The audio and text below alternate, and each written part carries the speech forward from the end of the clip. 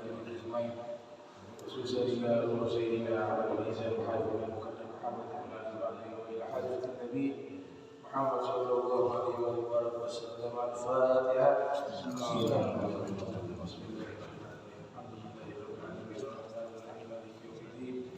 إياك نعبد وإياك نستعين اهدنا الصراط المستقيم صراط الذين أنعمت عليهم غير المغضوب عليهم ولا الضالين آمين. السلام عليكم ورحمة الله وبركاته. الحمد لله الذي هدانا لهذا وما كنا لنهتدي لولا أن هدانا الله.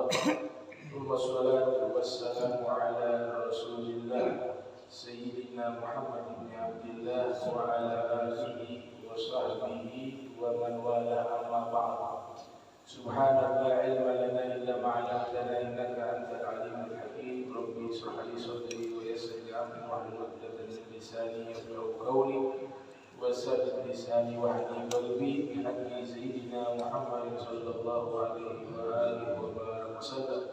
يا من هو في علوه كريم، يا من هو في فعل حميد، يا من هو في مجد متين.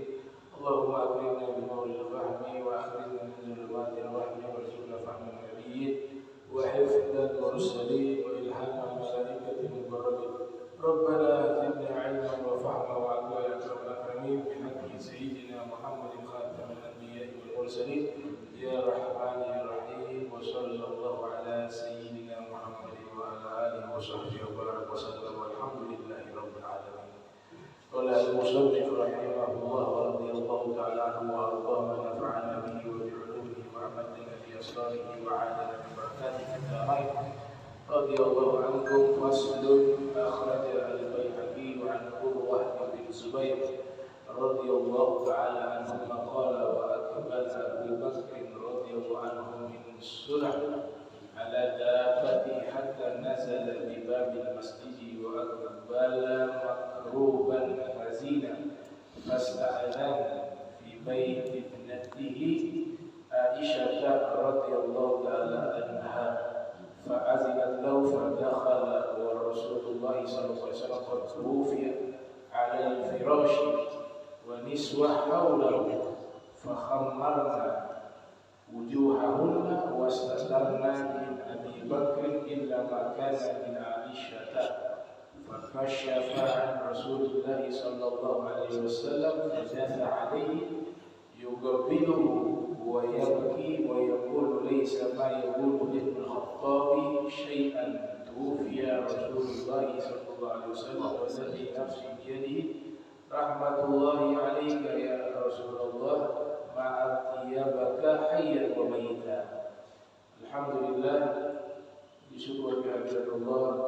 Salawat salam senantiasa tercurahkan kepada junjungan mulia Nabi kita tercinta Sayyiduna wa Maulana Muhammad sallallahu alaihi wa alihi wa sallam serta segenap keluarga beliau, sahabatnya dan umatnya. Akhraj al-Baihaqi, dikeluarkan oleh Imam al-Baihaqi. Nah, Imam al-Baihaqi ini Imam ahli sunnah wal jamaah yang berakidah Asy'ari. Kemudian beliau juga seorang ahli hadis. Kitab tentang hadis yang ditulis oleh beliau berjudul As-Sunanul Kubra. Itu ada puluhan jilid. Kita kenal Sunan Abi Dawud, Sunan Tirmidzi, Sunan An-Nasa'i, Sunan Ibnu Majah. Nah, kalau beliau menulis kitab Sunan jauh lebih banyak kumpulan hadisnya. Berjudul As-Sunanul Kubra. Itu sangat besar, ada 11 jilid ya, kitab tersebut. Al-Imam Al-Baihaqi dilahirkan tahun 384 Hijriah. Ya, wafat 458 Hijriah. Nah, beliau menulis juga kitab tentang sifat-sifat, nama-nama dan sifat-sifat Allah. Ya, pakar juga dalam bidang akidah. Menulis kitab berjudul Al-Asma'i Was-Sifat. Kemudian juga menulis kitab tentang cabang-cabang iman. Dalam hadis Nabi katakan iman itu bercabang-cabang. Ada sekian puluh, 70 lebih daripada cabang-cabang keimanan. Adna yang paling minim keimanan itu imatatul adza anit tariq, menghilangkan gangguan di jalan. A'laha, dan yang paling tertingginya itu adalah qaulul la ilaha illallah. Nah, itu dijelaskan oleh Imam Al-Baihaqi jadi satu kitab berjudul Syu'abul Iman. Imam Al-Baihaqi meriwayatkan dari Urwah bin Zubair mengatakan Sayyidina Abu Bakar Siddiq. Abu Bakar ini nama aslinya bukan Abu Bakar, sahabat menjadi khalifah setelah Rasul. Nama aslinya Amr bin Abi Quhafah. Jadi kalau Abu Bakar itu kunyahnya, karena punya anak laki-laki yang paling tua namanya Bakar. Abu itu artinya bapak, bapaknya Bakar. Tapi nama aslinya itu adalah Amr bin Abi Quhafah. Ayah beliau Abi Quhafah masuk Islam belakangan. Makanya ketika Abi Quhafah masuk Islam, usianya jauh dengan usianya Rasulullah SAW. Karena Abu Bakar usianya dengan Nabi itu hanya kisaran 2-3 tahun saja. Abu Quhafah masuk Islam belakangan. Ketika masuk Islam, dia mencium tangan Rasulullah SAW. Maka ada yang mengatakan sungguh beruntung orang tua ini. Di waktu mudanya memusuhi Nabi, di waktu tuanya mencintai Nabi Muhammad SAW. Akhirnya masuk Islam di tangan Rasul Sallallahu Alaihi Wasallam. Sayyidina Abu Bakar ayahnya Abi Quhafah, namanya Amr. Itu dijelaskan oleh Imam As-Suyuti yang lahir tahun 849 Hijriah, wafat 911 Hijriah, di dalam kitab Tarikh Al-Khulafa, sejarah para khalifah. Dan diceritakan di dalam riwayat Imam Al-Baihaqi, Sayyidina Abu Bakar ketika Nabi wafat, beliau lagi di satu tempat namanya As-Sulah. Satu tempat namanya As-Sulah. Maka ketika dapat informasi wafatnya Rasul Sallallahu Alaihi Wasallam, beliau segera menuju ke kota Madinah menggunakan kendaraannya hatta nazala di babil masjid, hingga beliau pun tiba di depan pintu masjid Nabi. Wa aqbala makruban hazinan. Beliau dalam keadaan sedih, terguncang dan sedih karena mendapatkan informasi wafatnya Nabi kita Muhammad sallallahu alaihi wasallam. Bahkan Sayyidina Umar bin Khattab mengusungkan pedang di hari wafatnya Rasul. Beliau mengatakan, siapa yang mengatakan Nabi Muhammad telah wafat, saya akan bunuh. Muhammad tidak wafat. Dia hanya pergi sesaat sementara sebagaimana Nabi Musa. Artinya begitu terkejutnya Sayyidina Umar informasi akan wafatnya Nabi kita Muhammad sallallahu alaihi wasallam, sehingga beliau mengatakan, siapa yang berani mengatakan Nabi Muhammad telah mati, telah wafat, maka saya akan memotongnya dengan pedang saya. Sayyidina Abu Bakar sabar menerima itu, karena memang meyakini segala sesuatu selain Allah pasti akan binasa. Kullu syai'in halikun illa wajhahu. Segala sesuatu selain Allah semuanya akan sirna. Yang kekal hanya Allah Subhanahu wa taala. Maka Nabi Muhammad tidaklah Nabi Muhammad itu melainkan adalah Rasulullah. Sebagaimana Rasul-Rasul sebelumnya mereka juga sudah meninggalkan umatnya. Itu yang diyakini oleh Sayyidina Abu Bakar Siddiq, sehingga para sejarawan ketika menulis peristiwa tersebut, detik-detik wafatnya Rasulullah, salah satu sahabat yang paling kokoh, teguh dan bisa menerima kewafatannya Rasulullah adalah Sayyidina Abu Bakar Siddiq. Bahkan ada salah satu sahabat, dia berdoa di hari wafatnya Nabi, berdoa agar Allah cabut pandangan matanya, kenikmatan matanya.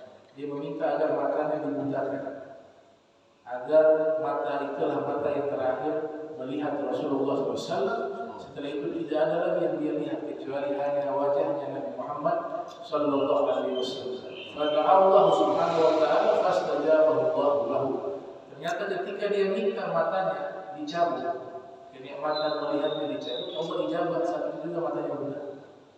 Berarti pandangan terakhir yang dia lihat adalah wajahnya Rasulullah Muhammad sallallahu alaihi wasallam.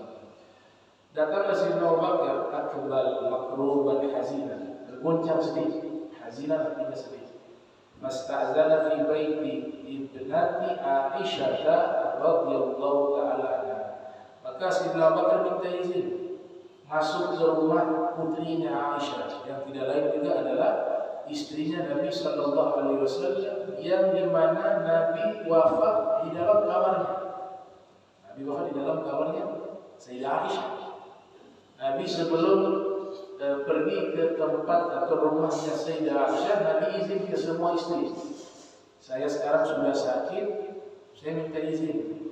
Saya dirawat oleh Aisyah. Ternyata ketika di rumahnya Sayyidah Aisyah, di hujrahnya, di kamarnya itu, Allah Ta'ala mencabut nyawanya Rasulullah SAW di kamarnya Sayyidah Aisyah. Maka kuburan yang dimakamkan Nabi, disitulah hujrahnya daripada Rasulullah SAW dengan Sayyidah Aisyah. Kemudian fa'azinat lahu, Sayyidah Aisyah izinkan ayahnya untuk masuk. Fadakhala wa Rasulullah SAW tuwfiya 'ala al-firash. Ketika Rasulullah Sayyidina Abu Bakar masuk, Nabi sudah wafat. Ya, sudah wafat, tuwfiya 'ala al-firash. Tertidur di atas tempat tidur, di atas baringan. Wa niswah haulahu, di sekeliling Nabi terdapat istri-istrinya Nabi. Jadi istri-istri Nabi sudah hadir semua di sekeliling. Sayyidina Abu Bakar masuk.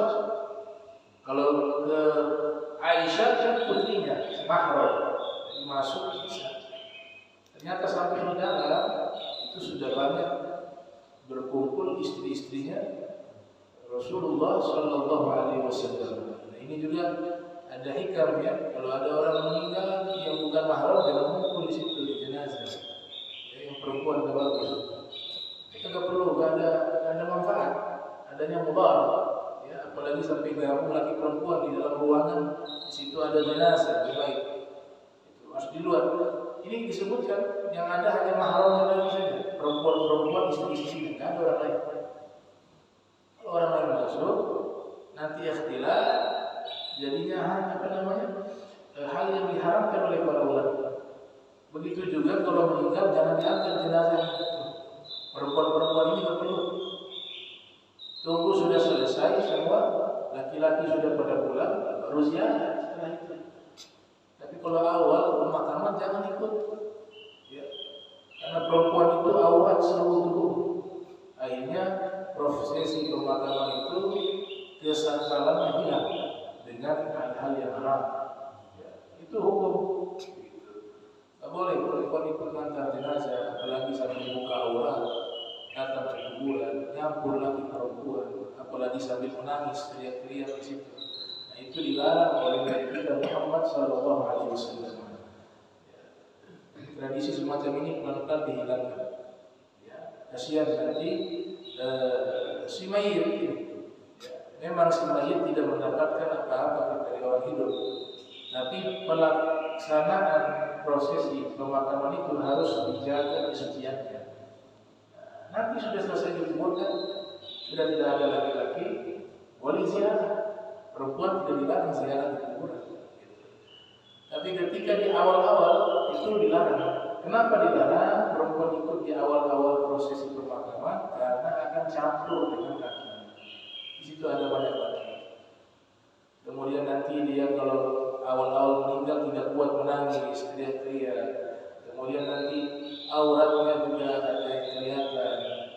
Kalau misalnya ini suami meninggal, ada istrinya, jadi fitnah.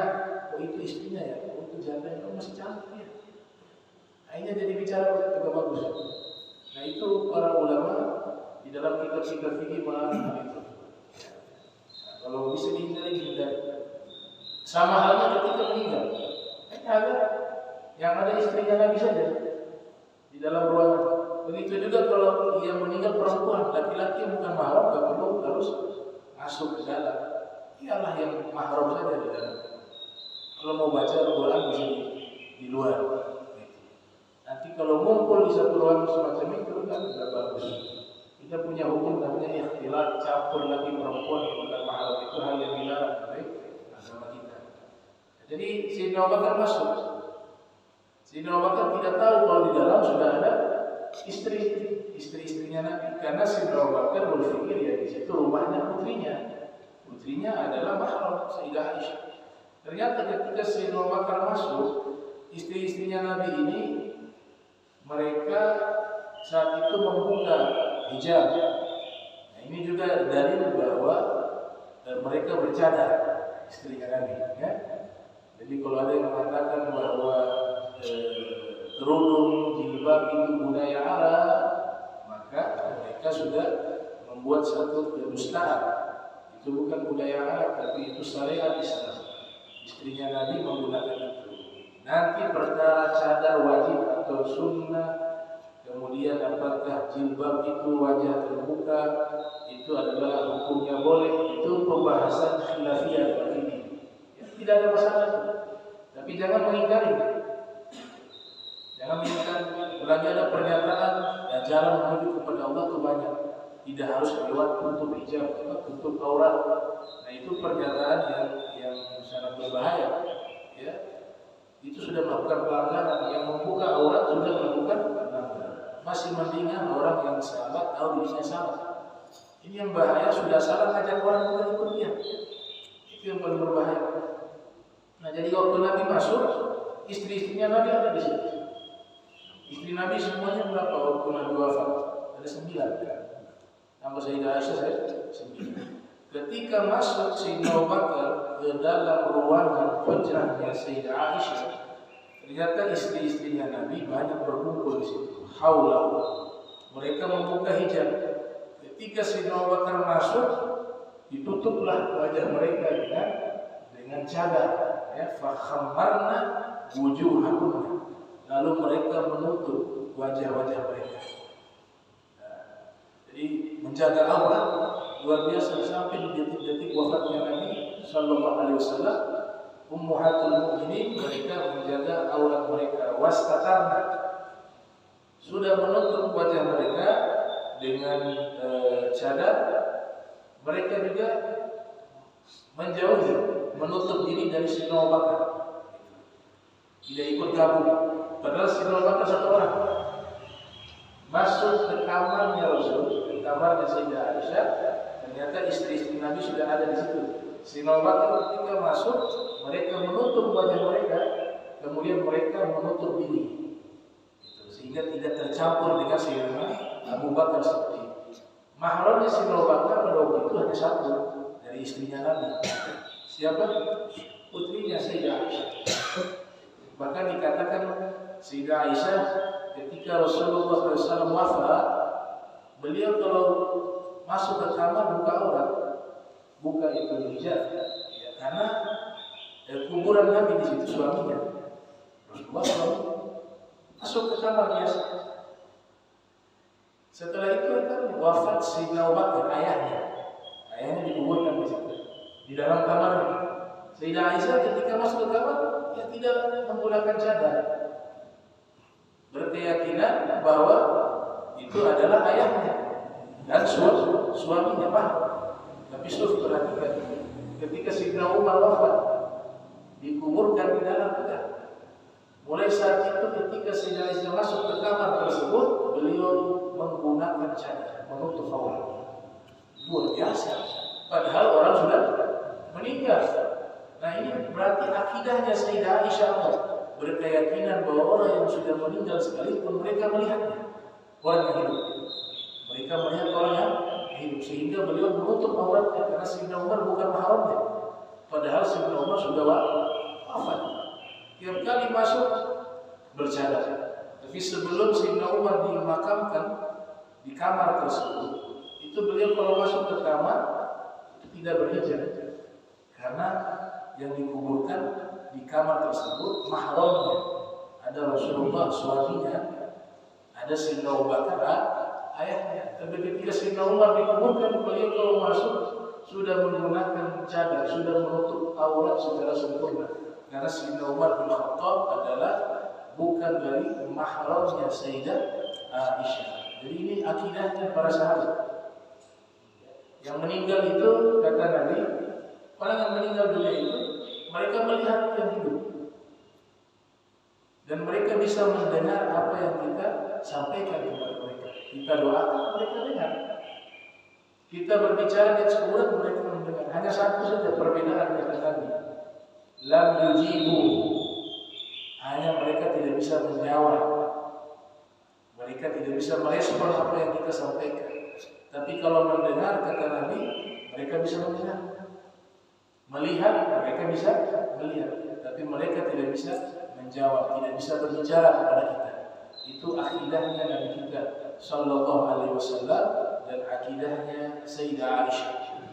Setelah itu mereka ini istri-istri Nabi menutup diri mereka karena adanya Sayyidina Abu Bakar Siddiq illa makana min Aisyah. Yang tidak menutup aurat pada waktu itu, artinya tidak menggunakan cadar ya, tidak menggunakan cadar, itu hanya Aisyah. Karena Aisyah mahramnya. Maka min Aisyah faqasyafa an Rasulillah sallallahu alaihi wasallam. Kemudian Sayyidina Abu Bakar Siddiq beliau membuka kain yang menutup wajahnya Rasul. Jadi Rasulullah sudah ditutup dengan kain wajahnya. Masuklah Sayyidah Aisyah, kemudian masuklah Sayyidina Abu Bakar, kemudian dibuka kain tersebut dari wajahnya Rasul. Fajafa alaihi, beliau duduk dengan dua lututnya. Apa istilahnya? Duduk tersungkur ya, tersungkur dengan dua lutut begitu. Bukan duduk seperti ini, tapi dengan dua lutut di hadapan jenazahnya Nabi sallallahu alaihi wasallam. Setelah itu yuqabbiluhu. Ini sunnah juga. Sunnah apa? Mencium. Ya. Tapi mencium yang normal-normal saja. Ya. Jangan sampai terlalu keras atau lagi basah air mata sehingga membasahi daripada wajah dari jenazah tersebut. Dan tidak ada itu jenazah tersakiti dengan adanya pasir, adanya air mata menetes di jenazah. Tidak ada yang sakit. Itu riwayat sudah diteliti oleh ulama hadis. Bahwa riwayat semacam itu riwayat palsu. Yang mereka sudah meninggal tidak tersakiti. Cuma itu bagian dari adab. Ya, cium, dicium, sunnah. Di jidatnya itu disunnahkan. Apalagi yang meninggal orang soleh. Ya, juga bilu, Sayyidina Abu Bakar menciumnya. Dan orang yang sudah meninggal, dia tidak akan diazab sebab orang yang hidup. Ada satu hadis yang jadi perdebatan, bahkan perdebatan ini di antara sahabat dengan sahabat. Kita tidak berbicara ulama ya. Kalau sahabat dengan sahabat saja beda pendapat, bagaimana ulama? Satu hadis mengatakan innal mayyita yu'adzabu bi bukai ahlihi alaihi. Sesungguhnya mayat, orang yang meninggal, diazab oleh Allah sebab tangisan keluarganya kepadanya. Riwayat ini diceritakan oleh Imam Ibnu Qutaibah dalam kitab Ta'wil Mukhtalaf Hadis, dipahami oleh Ibnu Umar. Ibnu Umar putra dari Sayyidina Umar. Sekelompok orang datang bertanya kepada Ibnu Umar, apa maksud daripada hadis ini? Sesungguhnya si mayit diazab sebab tangisan keluarganya kepadanya. Maka Ibnu Umar menjawab, kalau ada orang meninggal dunia, kemudian keluarganya menangis, maka si mayit diazab. Itu pemahaman Sayyidina Umar. Mereka ini belum puas, karena memang ayat mengatakan walaisa lil insani illa ma sa'a. Perbuatan orang yang sudah meninggal dunia itu sesuai dengan amalnya, bukan orang yang hidup. Pemahaman seperti itu. Tapi ini nanti penjelasannya panjang, karena nanti mendoakan nyampe, mengirimkan pahala baca Al-Quran kepada orang meninggal juga sampai di dalam pendapat yang paling terjih, yang ditulis di dalam kitab Tawdihul Bayan bi Usuli Thawabi Qiraatil Quran, ditulis oleh Sayyid Abdullah bin Muhammad bin Siddiq Al-Ghumari. Tapi itu yang dipahami oleh Ibnu Umar, bahwa si mayit ketika meninggal diazab karena sebab tangisan keluarganya.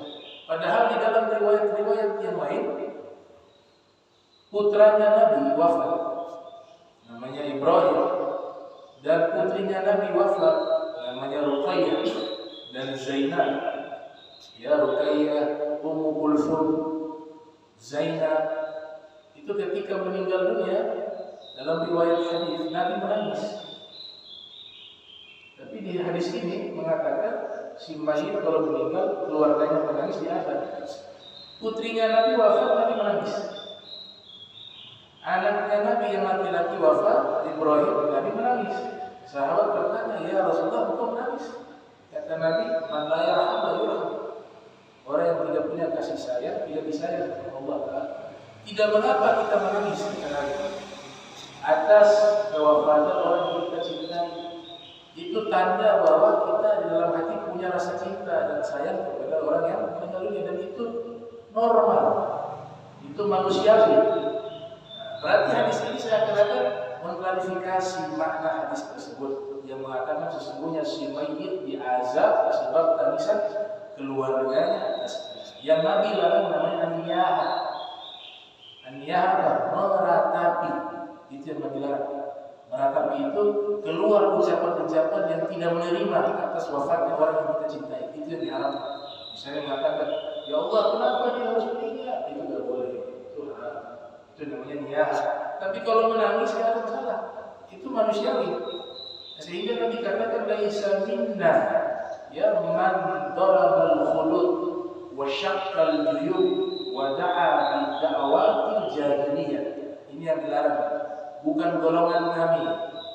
Man darabal khulud, kalau ada keluarga kita yang meninggal, dia memukul-mukul pipinya.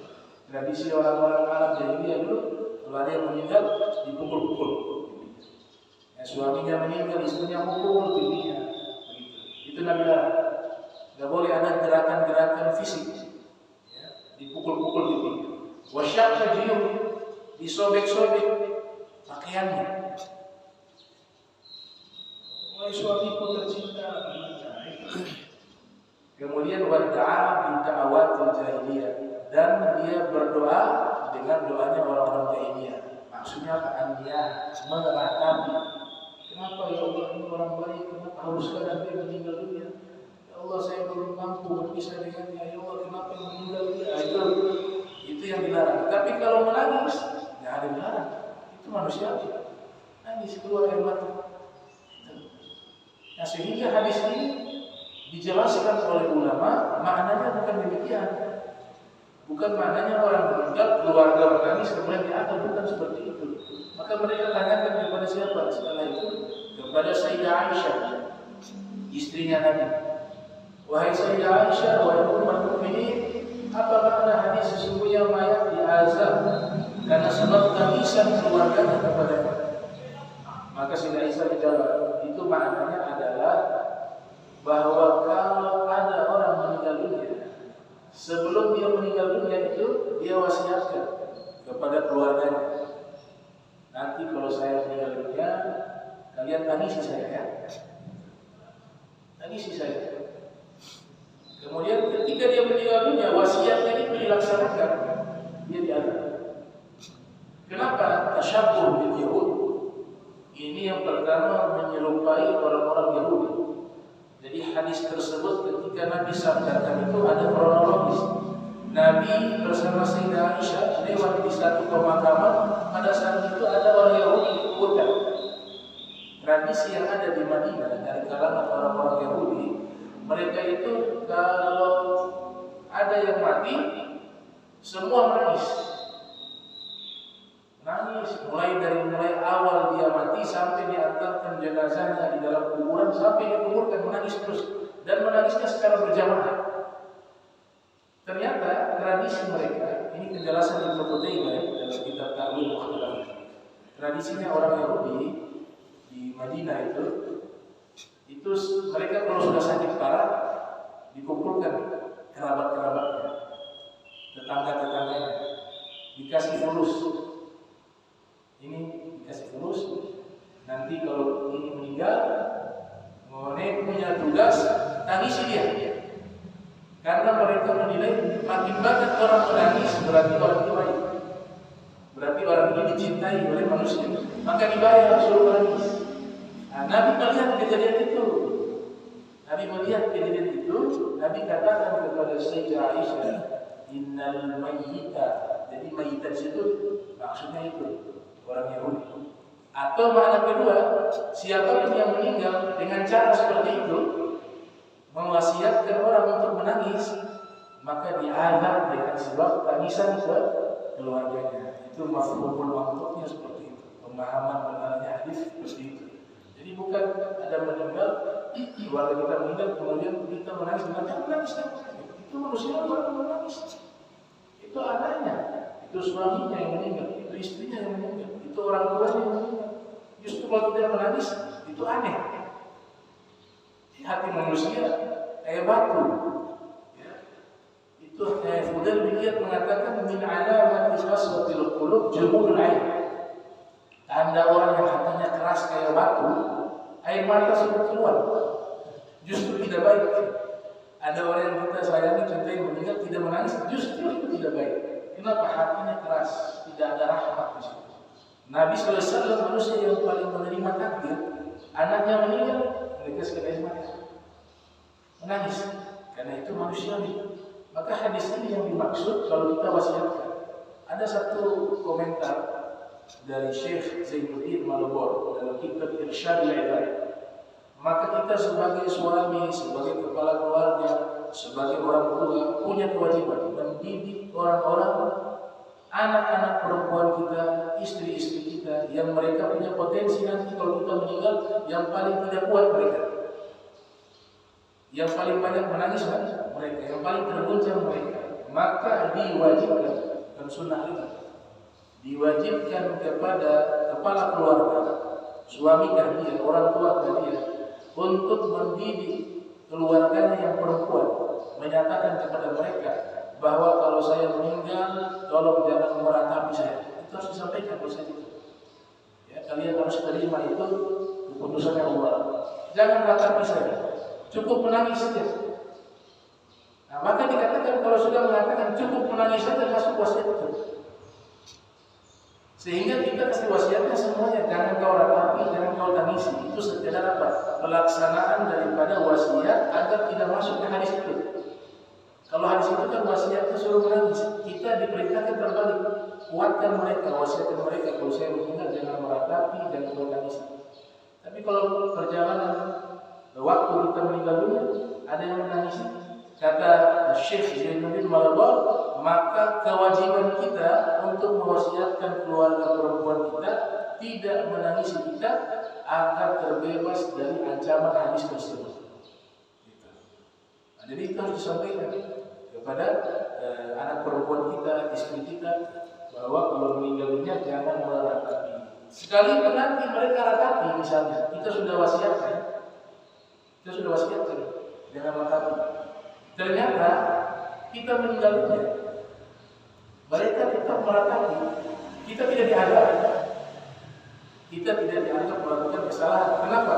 Sudah memberikan wasiat jangan meratapi. Nah, ini yang ngeri yang kedua kita beliau. Nah, kalau tidak ada wasiat, memang beliau fikihnya agak tegas, Syekh Zainuddin. Kalau tidak ada wasiat seperti itu, jangan ratapi kalau saya meninggal dunia. Kemudian kita meninggal dunia dan kerabat kita, anak perempuan kita, istri kita, mereka meratapi kita diadab. Karena kita tidak mendidik mereka. Itu pendapat kedua. Pendapat ketiga mengatakan yang penting tidak diperintahkan meratapi, tidak diperintahkan menangisi. Kemudian kita meninggal dunia dan mereka menangisi dan meratapi, maka kita tidak diadab. Kalau saya pribadi pilih yang pertama saja, kasih wasiat, kasih pendidikan kepada mereka. Toh kalau itu kita sampaikan, kita meninggal dunia ada yang meratapi, kita tidak kena hukum tadi, yu'adzab, diberikan sanksi oleh Allah Subhanahu wa Ta'ala. Nah, ini pemahaman tentang hadis tersebut. Maka Sayyidina Abu Bakar ketika membuka kain yang menutup wajah Rasul, yukabbiruhu, menciumnya, wa yabki. Ini riwayat Sayyidina Abu Bakar menangis. Wa yabki, mencium sambil dalam keadaan menangis. Wa yaqulu laisa ma yaqulu Ibnu Khattab syai'an. Ya, dia tidak mengatakan apa yang dikatakan oleh Ibnu Khattab. Sayyidina Umar ketika Rasulullah meninggal mengatakan Nabi Muhammad tidak mati, tidak meninggal dunia. Siapa yang mengatakan Nabi Muhammad meninggal dunia, saya akan potong dengan pedang saya akan tebas dengan pedang saya. Di sini Sayyidina Abu Bakar sabar, dia tidak mengeluarkan kalimat-kalimat tersebut. Justru dia mengajak umat untuk menerima itu, bahwa Nabi kita Muhammad SAW telah wafat kufir, namun Allah tidak pernah wafat. Siapa yang menyembah Muhammad meninggal. Siapa yang menyembah Allah, maka Allah senantiasa hidup. Itu bahasa-bahasa yang disampaikan oleh Sayyidina Abu Bakar Siddiq radhiyallahu ta'ala anhu. Walaupun kita ahli sunnah wal jamaah punya keyakinan ya, bahwa para nabi itu mereka hidup di alam barzakh dengan alam yang khusus. Jangan kita suul adab, datang melakukan ibadah haji dan umroh sampai ziarah di hadapan kuburan Nabi, muncul di hati kita kalau sudah jadi bangkai, sudah jadi tanah. Tidak boleh seperti itu, suul adab. Mereka diberikan kehidupan istimewa. Bahkan Imam Baihaqi menulis kitab berjudul Hayatul Anbiya fi Quburihim, kehidupan para nabi di dalam kuburan-kuburan mereka. Nabi kita Muhammad SAW ketika Isra, beliau lewatin kuburannya Nabi Musa. Marartu bi Musa lailata usriya bi inda kathibil ahmar wa huwa qa'imun yusalli fi qabri. Saya lewati kuburan Nabi Musa dan Nabi Muhammad SAW. Di malam saya diisrakan dan saya melihat Nabi Musa sedang berdiri di dalam kuburannya melaksanakan sholat. Bahkan keluar satu pernyataan, al-anbiya'u ahya'u fi kuburihim, maknanya mereka hidup di dalam kuburan-kuburan mereka. Makna hidup di sini tentu bukan hidup secara isi, seperti kita tadi. Mereka hidup di alam barzakh, tapi diberikan satu alam yang khusus. Alam barzakh itu punya kelas, punya level, punya tingkatan. Yang paling tertinggi alam barzakh yang Allah berikan taman surga, tempat khusus itu para nabi dan para rasul. Maka itu yang perlu kita yakini. Ya. Walladzi nafsi biyadihi. Kemudian dikatakan demi zat yang jiwaku di dalam kekuasaannya, rahmatullahi alaika ya Rasulullah. Ini ucapan Sayyidina Umar. Dia mengatakan rahmatnya Allah semoga tercurahkan kepada wahai Rasulullah. Ma atyabat tahiyyan ruwaita. Alangkah wanginya dirimu. Dikatakan alangkah wanginya dirimu ya Rasulullah. Hayya, di saat engkau masih hidup. Wa mayyita, dan di saat engkau telah wafat. Hanya Nabi 3 hari baru dikuburkan jenazahnya. Tapi makin lama makin wangi. Jasadnya Nabi mengeluarkan aroma minyak kasturi, dicium oleh seluruh yang hadir. Itu khususnya bagi Nabi Muhammad sallallahu alaihi wasallam. Allahumma ja'alna hadza jam'an marhuman wa tafarraqna min ba'di tafarruqan mahsuban wa la minna wa la minna asy-syaqi wa la mahruma. Subhanaka wa bihamdika asyhadu an la ilaha illa anta astaghfiruka wa atubu ilaik. Sallallahu ala sayyidina Muhammad wa ala alihi wa sahbihi wa baraka wa ila hadratin Nabi Muhammad sallallahu alaihi wasallam. Al-Fatihah.